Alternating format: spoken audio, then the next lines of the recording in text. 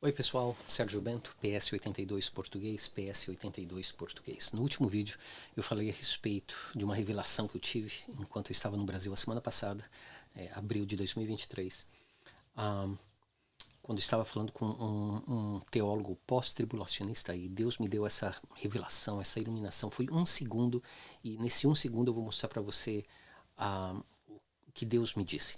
Esse não é um estudo profundo a respeito das posições pré, middle, pós-tribulacionistas ou amilenialistas ou nada desses termos técnicos.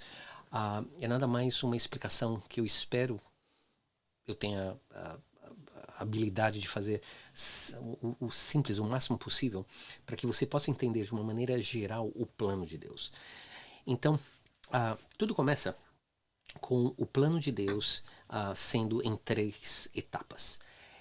Começa de um foco grande e então vai para um foco um tanto quanto menor e então um foco ainda menor. O foco maior são todas as nações. Ou seja, houve um tempo, houve uma era na história da humanidade onde todas as nações tinham sobre ele, ou sobre eles, Deus como o Deus deles, ainda que eles mesmos não aceitavam a autoridade de Deus. E Deus aqui eu estou falando do único Deus vivo e verdadeiro, Pai do nosso Senhor Jesus Cristo. Então a gente vê lá em Gênesis capítulo 11, versículo 1, que diz assim: Ora, em toda a terra havia apenas uma linguagem e uma só maneira de falar.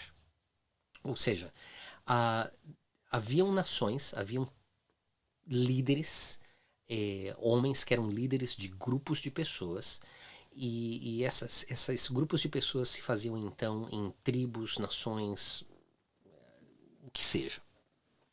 O ponto importante é que eles tinham uma só língua.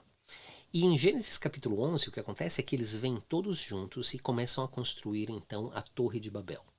Deus vê o que está acontecendo e Deus faz então uma divisão entre essas nações, não somente pela liderança dos homens, mas também pela criação de idiomas, onde cada uma dessas nações agora tem um idioma diferente. Mas, além disso, lá em Deuteronômio capítulo 32, vai dizer que Deus dividiu as nações entre os filhos de Deus. É um estudo mais profundo para depois.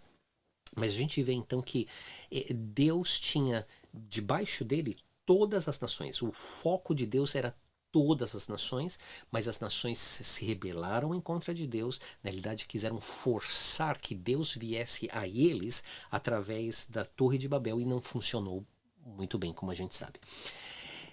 Como todas as nações se rebelaram em contra de Deus, Deus então tem um segundo plano. Não que Deus tenha plano A, B, C, mas espero que você entenda. Deus chama então Abrão. Abraão estava na Mesopotâmia, no meio da Babilônia, e do meio dessas nações, Deus chama Abrão, e de Abrão nasce então Israel. Então o foco que era grande agora diminuiu para uma nação, somente uma nação. Antes eram todas as nações, agora é uma nação. E olha o que a palavra de Deus diz, Gênesis 12, 1, de 1 a 4. Ora, disse o Senhor a Abraão: Abrão, sai da tua terra, da tua parentela e da casa de teu pai, e vai para a terra que te mostrarei. De ti farei uma grande nação, e te abençoarei, e te engrandecerei o nome. Sê tu uma bênção. De ti farei uma grande nação, que é a nação de Israel. Deixa eu dizer uma coisa para você. A igreja não é nação. Ok? Então diz assim: abençoarei os que te abençoarem, amaldiçoarei os que te amaldiçoarem. Em ti serão benditas todas as famílias da terra. Partiu, pois, Abrão, como lhe ordenara o Senhor. E Ló foi com ele. Tinha Abraão 75 anos quando saiu de Arã. Mas Israel também foi rebelde e desobediente. Então Deus chama a nós, a igreja, o nascimento da igreja. Em Atos capítulo 2, versículos 1 a 4, diz assim: Ao cumprir-se o dia de Pentecostes, estavam todos reunidos no mesmo lugar. De repente veio do céu um som como de um vento impetuoso e encheu toda a casa onde estavam assentados. E apareceram distribuídas entre eles línguas como de fogo, e pousou uma sobre cada um deles. Todos ficaram cheios do Espírito Santo e passaram a falar em outras línguas, segundo o Espírito lhes concedia que falassem. Então, Deus começou com todas as nações como foco, diminuiu para Israel. Israel também foi desobediente. Então Deus chamou a igreja. Eu entendo que pelo menos alguns pós-tribulacionistas vão dizer que a igreja necessariamente não nasceu em Atos capítulo 2, mas possivelmente foi criada no Antigo Testamento. Em inglês eu diria assim, this is a stretch of your imagination. Que eu nem sei como traduzir isso para o português, mas tudo bem. Mas você está pensando assim, você tá viajando na maionese, se você tenta dar esta explicação para um fato distinto, que é a nação de Israel e a igreja. O que é interessante é que lá no princípio, quando o foco de Deus era todas as nações, e aí houve a Torre de Babel e a criação de idiomas e tudo isso, um fato muito interessante é que no nascimento da igreja, Deus dá à igreja a habilidade, pelo menos no dia de Pentecostes, a habilidade de falar em outras línguas, que nós sabemos que não é o dom de línguas, aqui não é glossolalia, é a habilidade de falar línguas de pessoas de outras nações que estavam presentes na festa de Pentecostes em Jerusalém naquele dia. Muito interessante. É como que se Deus falasse assim, ainda que eu não estou trabalhando diretamente com todas as nações em termos de salvação, ou o povo de Israel, porque o povo de Israel por um momento está cego para que nós, os gentis, possamos alcançar um certo número para entrar no céu, um certo número de gentis para ser salvos, para então e todo esse número entrar no céu, isso que eu quero dizer. O que acontece é que quando a igreja nasce, Deus basicamente diz, eu não me esqueci de todas as nações. Eu não me esqueci de Israel. Eu ainda quero salvar todo mundo. Todo mundo que queira ser salvo. Então, a igreja nasce em Atos capítulo 2. O que nós vemos, novamente, é que Deus tem um foco grande, diminui e diminui. Todas as nações, Israel e a igreja. Aí então me veio esse versículo, Mateus 20, 16. Assim os últimos serão primeiros e os primeiros serão últimos, porque muitos são chamados, mas poucos escolhidos. Os últimos serão primeiros e os primeiros serão últimos, porque muitos são chamados e poucos escolhidos. E quem é o último aqui? A igreja. A igreja é a última instituição a ser criada por Deus. Não existe outra. Teve todas as nações, teve Israel e a igreja. A igreja é esta última entidade a ser formada, que vai ser a primeira a entrar no céu. Olha o que diz a palavra de Deus. 2 de Tessalonicenses capítulo 2, versículo 1 a 8. Irmãos, no que diz respeito à vinda de nosso Senhor Jesus Cristo e à nossa reunião com Ele, nós vos exortamos a que não vos demovais da vossa mente com facilidade, nem vos perturbeis, quer por espírito, quer por palavra, quer por epístola, como se procedesse de nós, supondo tenha chegado o dia do Senhor. Paulo está dizendo assim, olha, se alguém escrever, como ele diz em um outro texto, se um anjo aparecer, né? Se alguém escrever, se alguém chegar para você e falar assim, o dia do Senhor já chegou, não acredita, porque não vai ser assim. O dia do Senhor não vai ser assim. O dia do Senhor vai ser assim, no abrir e fechar de olhos. Pum! Vai ser assim. Mas alguma coisa tem que acontecer para que este dia do Senhor venha a acontecer. Olha o que diz o texto. Ninguém de nenhum modo vos engane, porque isto não acontecerá sem que primeiro venha a apostasia. Então, primeiro é necessário uma apostasia. E nós já estamos vendo a apostasia passar na igreja. Por exemplo, quando um cara como o Ed René Kivitz, aí de São Paulo, diz que a Bíblia tem que ser revisada e atualizada porque por causa da evolução da sociedade e da ideia de aceitação dos homossexuais, transexuais e todas essas coisas, o que ele está dizendo é que a Bíblia não tem a verdade absoluta. A Bíblia, ela tem que se ajustar à realidade da evolução da sociedade. Então, se a Bíblia não tem verdade absoluta, ela tem que ser revisada de tempo a tempo. Aonde está a verdade absoluta? Se a Bíblia necessita ser revisada em relação a essas coisas, será que a Bíblia não tem que ser revisada em relação a outras coisas? Por exemplo, se a gente vai revisar a Bíblia em relação ao pecado que é homossexualismo, transexualismo, transhumanismo e todos os outros pecados, adultério, prostituição, porque tudo é pecado. Okay? Será que a gente não tem que revisar também a maneira pela qual uma pessoa vai ao céu, é salva? Ou seja, será que Jesus é o único caminho, a verdade e a vida? Talvez a gente tenha que revisar, porque talvez o budismo tenha a solução, o confucionismo tenha a solução, o islamismo tenha a solução, talvez a nova era tenha a solução, e nós temos que revisar, porque esta é a evolução da sociedade. Isto, meus irmãos e minhas irmãs, é apostasia. E se Ed Renekiewicz não se arrepende, este homem vai para o inferno, como muitos irão para o inferno. Porque ele, hoje, é um apóstata. Agora, a Bíblia diz assim, é necessário passar a acontecer a apostasia, e então seja revelado o homem da iniquidade, o filho da perdição. Claramente está falando do anticristo. O qual se opõe e se levanta contra tudo que se chama Deus ou é objeto de culto, a ponto de assentar-se no santuário de Deus, ostentando-se como se fosse o próprio Deus. Então os pós-tribulacionistas vão dizer assim, olha, tá vendo? Para que o dia do Senhor chegue, ou seja, o dia do Senhor aqui, na interpretação deles, seria o dia de Cristo, o dia da parousia, o dia da segunda volta de Cristo. Para que isso aconteça, é necessário a apostasia e a revelação do anticristo. Ok. Agora, revelação do anticristo não significa que ele tenha a autoridade que ele vai ter durante a grande tribulação. Porque olha o que continua dizendo o texto. Não vos recordais de que ainda convosco eu costumava dizer-vos estas coisas? E agora, sabeis o que o detém. Ou seja, algo ou alguém detém a revelação deste homem de iniquidade e filho da perdição. Sabeis, os tessalonicenses sabiam o que estava detendo a revelação do homem de iniquidade. Não é interessante? Que os tessalonicenses, quase 2000 anos atrás, sabiam e a igreja de hoje não sabe? Olha o que diz. E agora sabeis o que o detém, para que ele seja revelado somente em ocasião própria. Aí então a revelação aqui é completa. Então é necessário apostasia.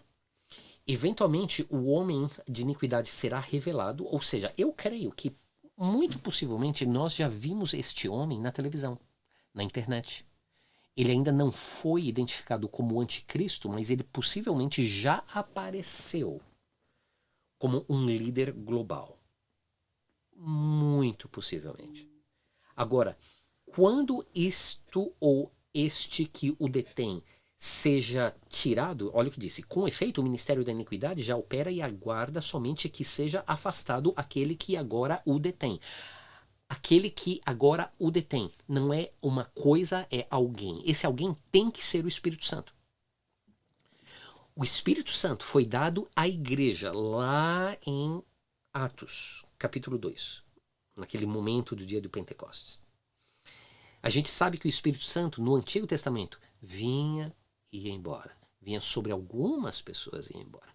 No Novo Testamento, na era da igreja, o Espírito Santo é dado por Jesus Cristo, por Deus, à igreja.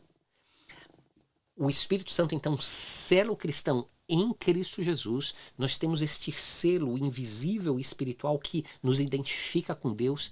E alguém, quando eu era criança, alguém me disse assim, que quando os demônios olham a gente, eles veem as marcas de Cristo em nós. Foi uma maneira de me explicar o selo do Espírito Santo. O mundo espiritual, quando vê um verdadeiro cristão, ele vê a marca de Deus nele, o selo do Espírito Santo. Quando esse Espírito Santo que detém este homem de iniquidade é tirado daqui, a igreja sai junto. Porque a única razão porque o Espírito Santo está aqui é porque a única razão porque o Espírito Santo está aqui é por causa da igreja. Jesus, lá em João capítulo 14, disse assim, eu vou, mas eu vou mandar um como eu, um consolador. Eu vou falar ao Pai, e o Pai vai mandar. E aí, então o que aconteceu? Jesus foi, e uns dias depois veio o Espírito. O Espírito vai, a igreja vai junto. A igreja vai junto, a igreja não vai ficar aqui. A igreja vai junto. Aí, então, será de fato revelado o iníquo, a quem o Senhor Jesus matará com o sopro de sua boca e o destruirá pela manifestação da sua vinda. Agora, a vinda de Jesus é em duas etapas. 1 de Tessalonicenses capítulo 4 vai dizer assim, tem o arrebatamento daqueles que dormiram em Cristo, imediatamente após isso tem o arrebatamento, harpazo, nós somos tirados daqui, levantados daqui de uma maneira violenta, rapidamente. Então existe a grande tribulação e Cristo vem de novo e nós vamos voltar com ele. Okay? Aí você pode falar assim, não, então Jesus voltou 2 vezes. Não, não voltou 2 vezes. O precedente, um fato de que verdadeiramente a profecia, coisas que Deus fala que vai fazer, ele pode fazer em 2 etapas, é as 70 semanas de Daniel. A gente sabe que as 70 semanas de Daniel é uma revelação de calendário, de dias, de semanas e de anos. A gente sabe disso. E a gente sabe que a semana 69 de Daniel se cumpriu na morte e ressurreição de Cristo. Mas a semana 70, que é a grande tribulação, ainda não passou. Eu sei, os amilenialistas já acham que a gente está na grande tribulação. Eles não sabem o que eles estão falando. Ok. Aí o que acontece? A 69, semana 69 se cumpre na morte e ressurreição de Jesus. Semana 70 não aconteceu ainda. A gente bom, o mundo está esperando pela semana 70. Então a gente vê que uma profecia que foi dada lá em Daniel, capítulo 9, para o povo de Daniel, que é Israel, a igreja não existia lá, aconteceu 69 semanas aqui, e a semana 70 vai acontecer no futuro. De igual maneira, a vinda de Jesus começa antes da grande tribulação, com a ressurreição daqueles que dormiram em Cristo e o arrebatamento. Aí então existe o período da grande tribulação, e Jesus volta e a gente volta com ele. Okay? Então, os últimos serão os primeiros. Nós somos os últimos, mas nós seremos os primeiros. Nós somos os últimos a ser salvos. A igreja. Se lembra? Todas as nações, Israel, a igreja, nós somos os últimos a serem salvos. Mas nós seremos os primeiros a entrar no céu. Aí então Israel é redimido. Olha o que diz a palavra de Deus. Apocalipse capítulo 7, versículo 13 a 15. Um dos anciãos tomou a palavra dizendo: Estes que se vestem de vestiduras brancas, quem são e de onde vieram? Respondi-lhe: Meu senhor, tu o sabes. Ele então me disse: São estes os que vêm da grande tribulação. Lavaram suas vestiduras e as alvejaram no sangue do Cordeiro. Razão porque se acham diante do trono de Deus e o servem de dia e de noite no seu santuário. E aquele que se assenta no trono estenderá sobre eles o quê? O seu tabernáculo. Um ponto incrivelmente importante é essa pequena palavra tabernáculo. Sabe por quê? Porque esta palavra tabernáculo foi primeiramente usada para o povo de Israel quando eles estavam no deserto, indo do Egito para a Terra Prometida. Não tinha templo e o que eles tinham? Tabernáculo. E é interessante que, neste caso, aquele que está sentado sobre o trono estende o seu tabernáculo, ou seja, Deus estende o seu tabernáculo sobre quem? Aqueles do povo de Israel que se salvaram pelo seu martírio durante a grande tribulação. Então essa palavrinha tabernáculo aqui é incrivelmente importante para interpretar o texto. Não obstante, existem outras maneiras de ver que a igreja não está na grande tribulação, porque, de uma maneira simples de falar, depois do texto, no princípio de Apocalipse, onde Deus fala, Jesus fala a respeito das 7 igrejas, daquele momento em adiante a igreja desaparece. E no corpo do texto de Apocalipse não tem igreja. Tem mundo, tem anticristo, tem Israel, tem as nações, mas não a igreja não aparece. A não ser no final. No final. Então é bem claro que Deus começa no fim, Deus começa a resgatar os seus escolhidos pela igreja e durante a grande tribulação, Israel. Mas aí o que acontece? Passa a grande tribulação e várias pessoas, possivelmente milhões de pessoas, eu não creio que serão bilhões de pessoas, eu creio que será menos de 1 bilhão de pessoas que vão sobreviver à grande tribulação.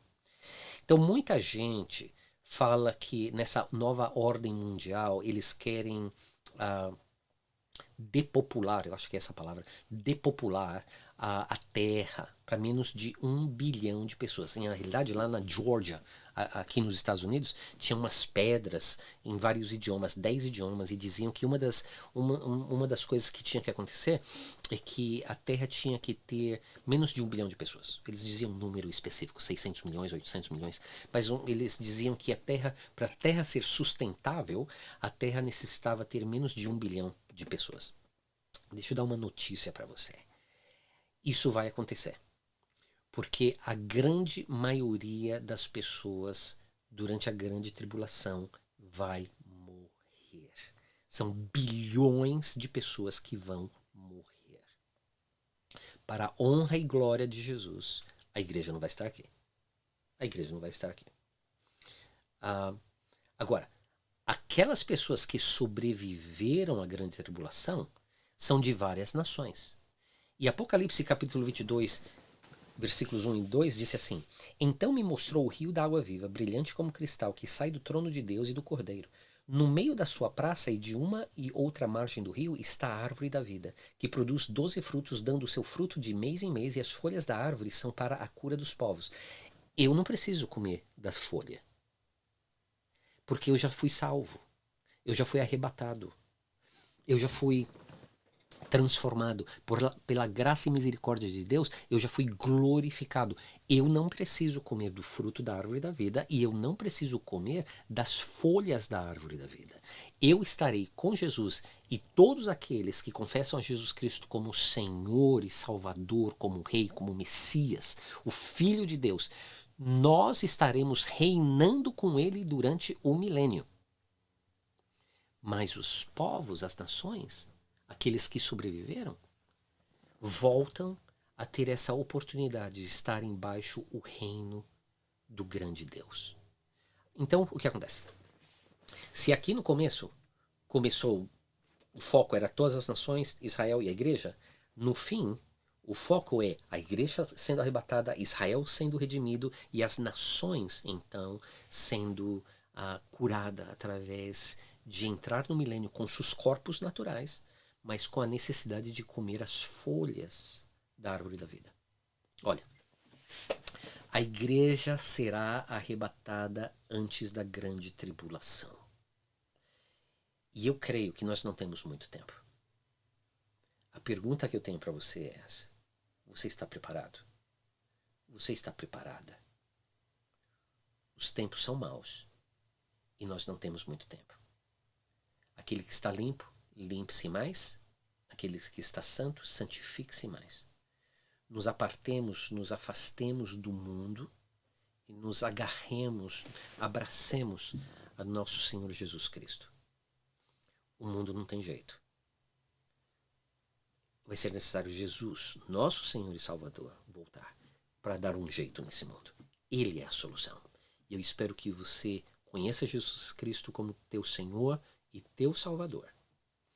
E se você não conhece, busca uma igreja hoje que prega a palavra de Deus. Se você não conhece uma igreja que prega a palavra de Deus, deixa um comentário aqui abaixo e diz assim: Sérgio, eu preciso de ajuda a encontrar uma igreja que prega a palavra de Deus, porque aqui está tudo perdido.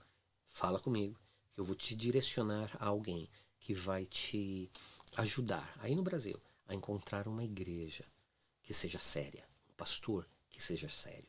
Porque além da bagunça que existe hoje em dia no Brasil e no mundo, existem bons pastores, existem igrejas que ainda buscam a face de Deus. Eu espero que você esteja preparado, porque o tempo é curto. Deus te abençoe e até o próximo vídeo.